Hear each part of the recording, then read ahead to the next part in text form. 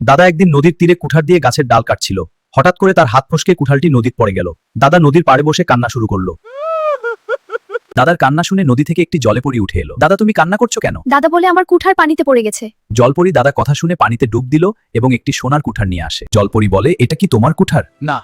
জলপরি আবার পানিতে ডুব দিল এবং একটি রূপার কুঠার নিয়ে আসে। বলে, এইটা কি তোমার কুঠার? না। তারপরে জলপরি ডুব দিয়ে তার লোহার কুঠার নিয়ে আসে। দাদা বলে, হ্যাঁ এটা আমার। দাদার এই সততা দেখে জলপরি দাদাকে তার লোহার কুঠার সহ সোনা এবং রূপার কুঠার দিয়ে দিল। হ্যাঁ এটা আমার। দাদা কুঠার নিয়ে বাড়িতে চলে গেল।